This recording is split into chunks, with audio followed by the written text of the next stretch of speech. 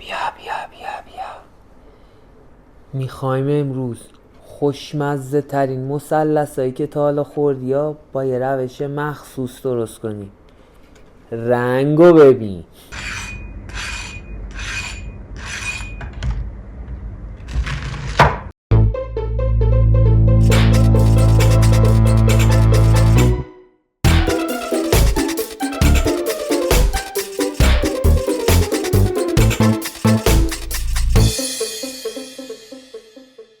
قراره که یه سمبوسه اصل آبادانی بخوریم، ولی با یکم تغییرات کوچولو که یکم خوشمزه ترش کنیم.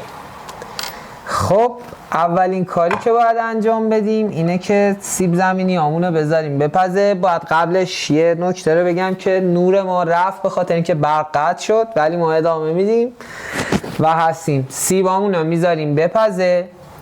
سیب و ترجیحاً با پوست بذاریم بپزه به خاطر اینکه بافت سیب از هم متلاشی نشه و خیلی بافتش آبکی نشه و طعمش رو دست نده. سیبا رو تقریبا نیم ساعت تا 40 دقیقه که تا مرکزش یکم نرم بشه میپزیم. در حین پختنش ما بقیه کار رو انجام میدیم. من سیبا رو بذارم بپزه. کاری که باید انجام بدیم اینه که پیازی که داریم باید خورد بکنیم. نکته ای که هست ما تقریبا به اندازه کل سیب زمینی که داریم از پیاز استفاده میکنیم. هرچی پیازش بیشتر باشه خوشمزه تره، ولی خب دیگه بیش از حدم نباشه چون که خب طعم پیاز غالب میشه. ولی در کل ما به اندازه همون مقداری که سیب زمینی داریم پیاز استفاده بکنیم میزان خوبیه. حالا بعضیا دوست ندارن میتونن یکم کمترم استفاده کنن، ولی خب خود من بیشترش رو ترجیح میدم.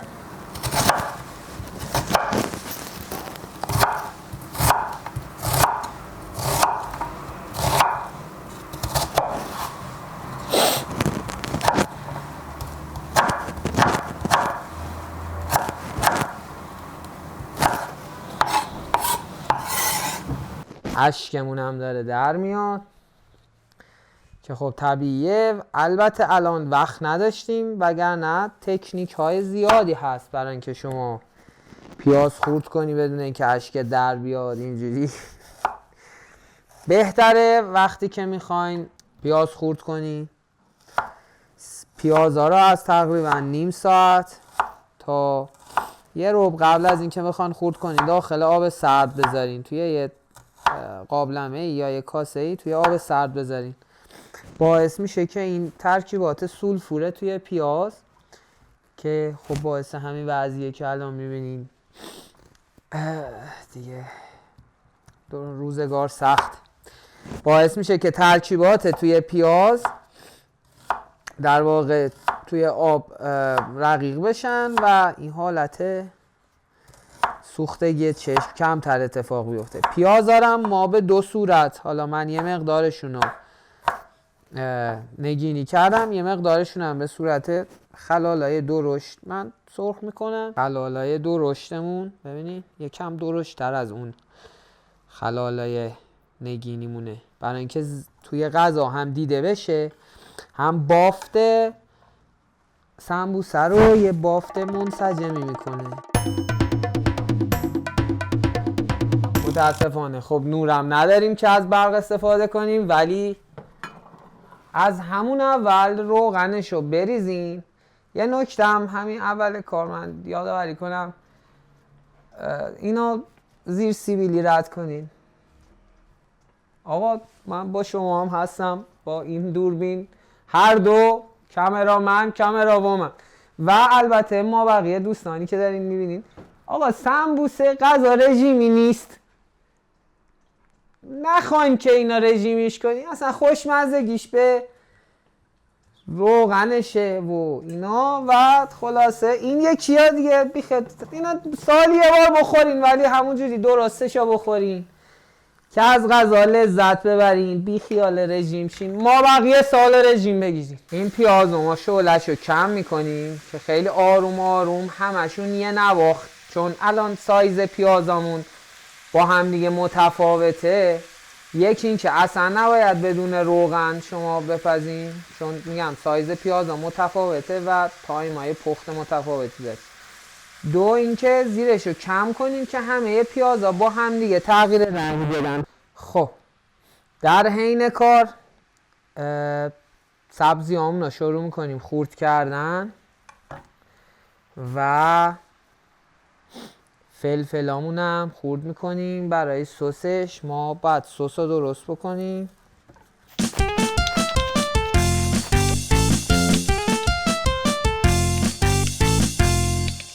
ما میایم برای درست کردن سس کاری که باید انجام بدیم، گوجه هامون رو میریزیم داخل بلندر. ربی هم که داریم تقریبا 1.5 قاشق تا 2 قاشق غذاخوری. البته این به میزان سسیه که شما میخواید درست کنید و البته حالا اون دستتون بازه، خیلی این نیست که دقیقاً چقدر شما میخواید عطر تندی رو داشته باشید، چقدر میخواید عطر گوجه رو داشته باشی، رنگ رو چقدر میخوای. میتونی با اینا ترکیب رنگ تو در واقع مشخص بکنی و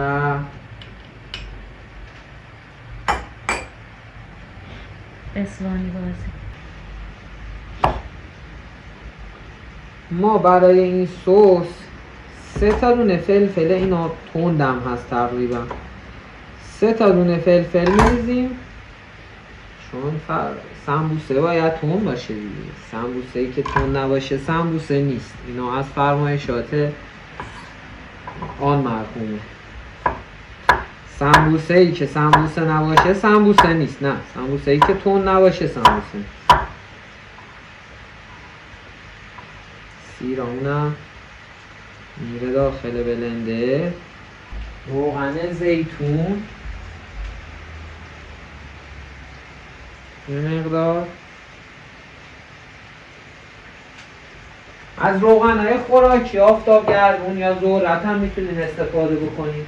لازم نیست که حتما حالا روغن زیتون باشه. ما الان به سسمون فلفل و نمک اضافه نمی کنیم. اول میذاریم سسمون یکم جوش بزنه که حالا یکم آب هم باید روش بریزیم. یکم سسمون که جوش زد بعد طعمشو در واقع اونجا عمل میاریم. با ادویه هامون بریم که بذاریم این مخلوط بشه و برگردیم. ما این سوسی که درست کردیم و میریزیم داخل یه قابلمه کوچیک و به مدت 20 دقیقه تا نیم ساعت این سوسو وقتی که به قوام برسه میجوشونیمش. خب حالا کاری که میخوام بکنیم ادویه هامونو بصابونیم. ادویه ها را ترجیحاً هر ادویه که امکانش براتون هست ادویه را حتما تازه بصابونید، چون اون اویل یا حالا اون عطری که داره اون لحظه ای که آزاد میشه به مرور زمان این از اون عطرش کم میشه. پس بهتره که ادویه هایی که میشه در لحظه خودتون بصابونید. آل اسپایس داریم که دونه های یکم درشتر از فلفل سیاه. اگه ببینین این یه عطر بسیار قویه، فلفل سیاه داره ولی تند نیست. یعنی شما میتونی غذاتو عطر فلفل سیاه بهش بدی بدون اینکه تندش کنی. داریم که هل باده که هل باد یه حالت دودی مانند، طعم دودی مانند میده به غذا و خب عطر خیلی خوبیه، یعنی حالت دودیه. و خود دونه فلفل سیاه خیلی کم، در حد 1 قاشق چای خوری، چون ما تندی فلفل قرمز رو داریم و از اونور سس قرمزی هم که داریم درست میکنیم سس فلفله و تنده دیگه. ما خیلی ادویه تند اینجا نمیسابیم. یه مقدارم تخم گیشنیز داریم به خاطر خب اون عطر و طعم خیلی خوبش. زردچوبه، نمک و فلفل قرمز. خیلی ادویه های زیادی نداره. حتی اگر نداشتین این هل باد و آل اسپایس هم میتونین استفاده نکنین، یعنی همون دونه فلفل سیاه همون کارو براتون انجام میده. ما الان اینا میسابونیمش. من تقریبا نصف این ادویه‌ای که سابیدم و میریزم داخل سسم و نصفشو میریزم داخل خود در واقع سمبوسم، داخل مواد. حالا از نصف کم ترش این ور میریزم، داخل مواد بیشتر میریزم.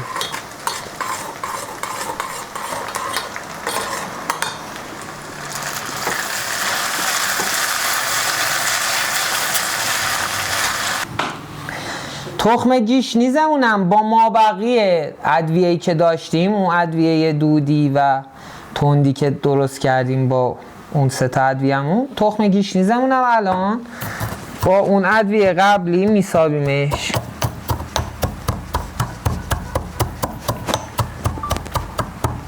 الان روی اینا میخوای موزیک بذاری یا حرفای دیگه ما میخوای بذاری؟ مثلا جاوایی که دارم حرف به درد بخورتری میزنم.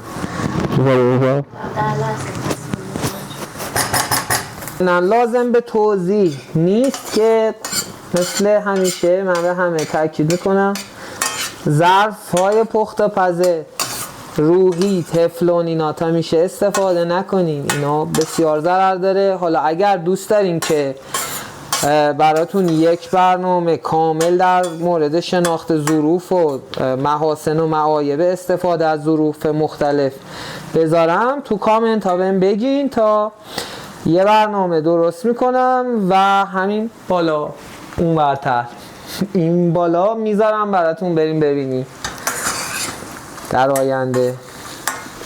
خب این پیازمون رو باید یکم دیگه سرخ بشه.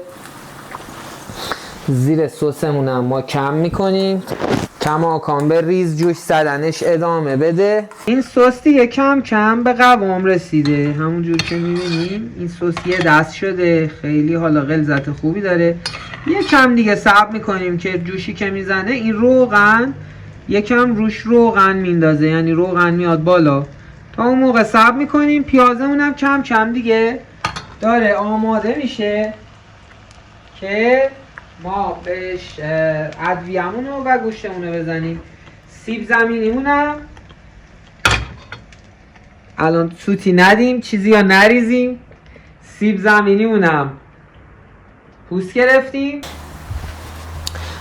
خب سیبامون رو باید حالت نگینیشون کنیم. چرا لهشون نمی کنیم؟ من خودم به شخصه اون حالت خمیریه سیب زمینی وقتی در واقع اونجوری له میشه رو دوست ندارم. اینجوری بافت سیب زمینی که زیر دندونم حس میشه بیشتر دوست دارم و خب خیلی به نظرم بهتره. پیشنهاد میکنم که اینطوری استفاده کنی، بافت قشنگتری زیر دندونتون حس میشه و لذت بیشتری از اون سمبوسه میبرین.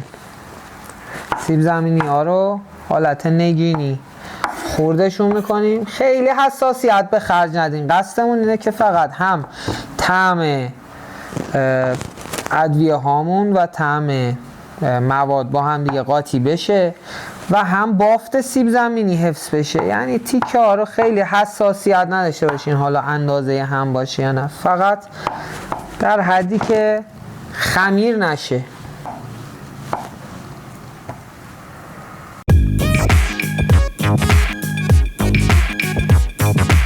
همون جور که میبینین این روغنی که الان روی سطح وایساده این نشونه اینه که دیگه این سس کاملا جا افتاده و اون حالت سوسی که باید بشه شده و واقعا هم الان سس عالی شده.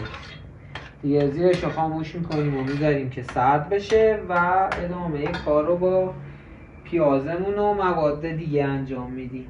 خب گوشتمون رو اضافه میکنیم به پیازمون.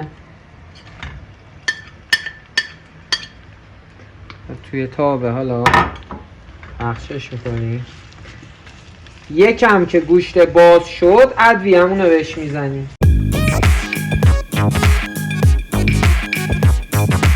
ادویه هامون رو میریزیم که یه تفت کوچولو اول ادویه ها رو بدیم، دیگه مواد رو قاطی بکنیم و سیب زمینیشو اضافه بکنیم و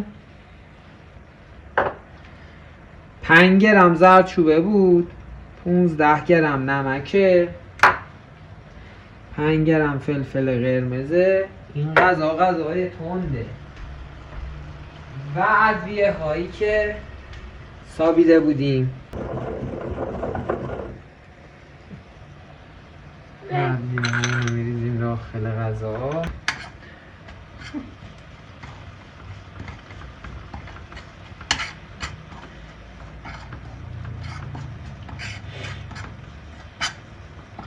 یه تفت کوچیک میدیم که عطر و طعم این ادویه ها باز بشه.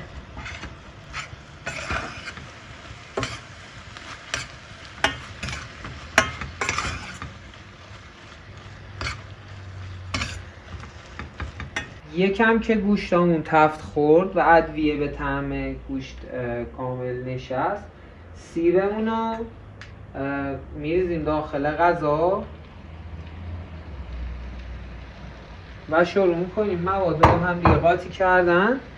جعفری رو میذاریم، یکم که این قاطی شد و یه دستر شد جعفری رو اضافه میکنیم. نمیخوام جعفری خیلی توی مرحله بپزه چون که له میشه و دیگه توی غذا دیده نمیشه. خب اینا هم که دیگه از تلفات میشه غذای کوکورابی. کوکو الان حالش نداشت بخوره.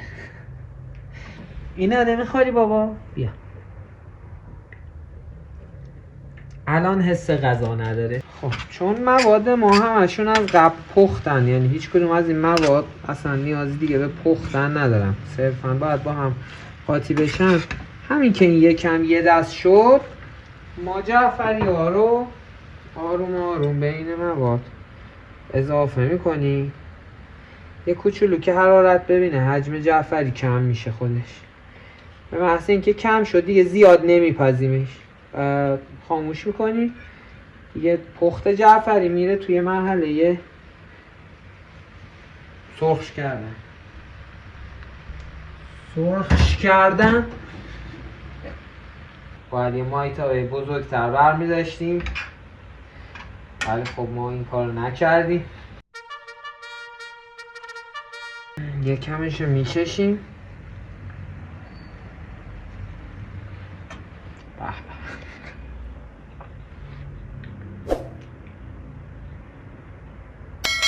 یا واقعیتش اصلا نمیتونم توصیف کنم که چه طعمی میده، فقط بپزین و لذت ببریم.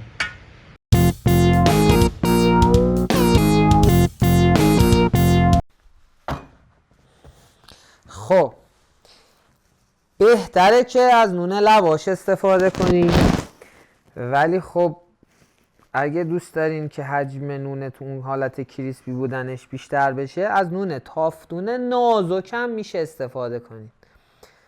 من که اصلا نون لواش امروز گیرم نیامد دیگه، شرمنده 10 جا رفتم نبود، ولی یه تافتون خوبی پیدا کردم نازکه. اینا رو اول از همه این که سعی کنین به حالت کاملا مستطیلی نوناتون ببرین. حالا اگه از اون لواشا باشه خودش مستطیل هست، ما اینا رو مستطیلی میبریم که راحت تر بتونیم بپیچیمشون. خب این ورش هم یه کوچولو میبریم، بعد از این ور یه دونه براش میگیریم. خب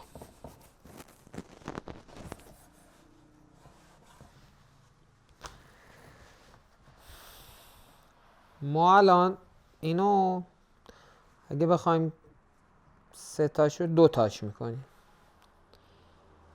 سمبوسه های یکم بزرگی میده، براش یکم خوبه. بهشون بگن چند تا خوردی؟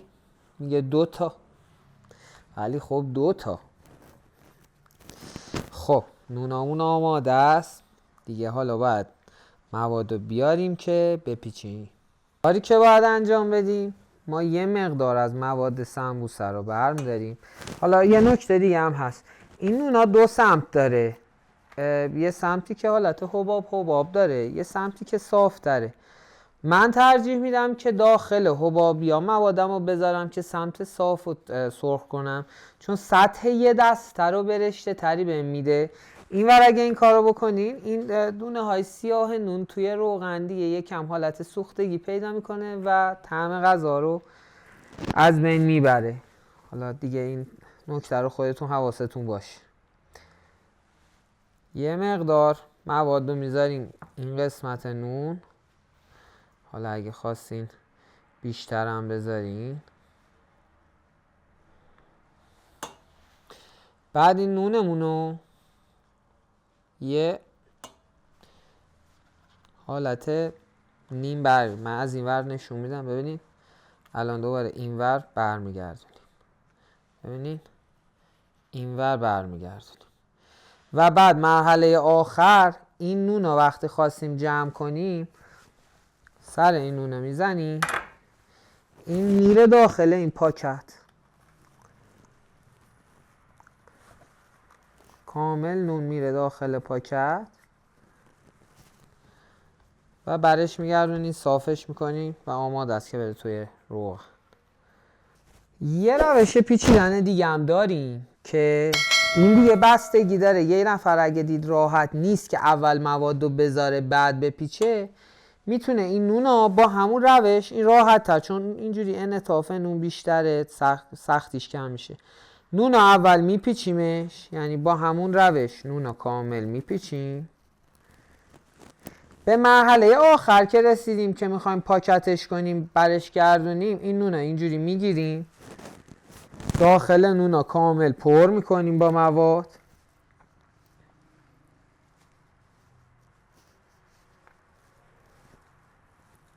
که به اندازه اون نونتون هم میتونین دیگه هر چقدر خواستین اون تو مواد مثل قیف فشار بدین و بیشتر هم حتی مواد بذارین و بعد نونتون رو درست میکنین که پاکتش کنین.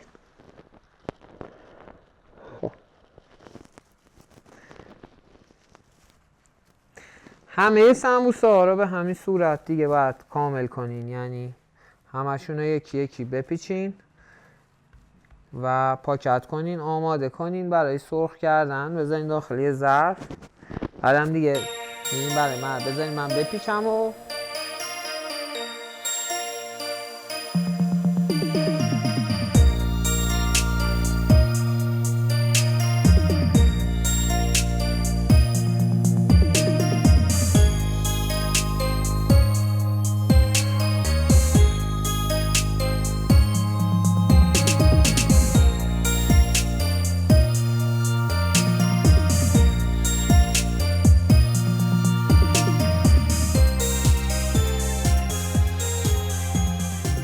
کم کم میخوایم شروع کنیم سرخ کنیم.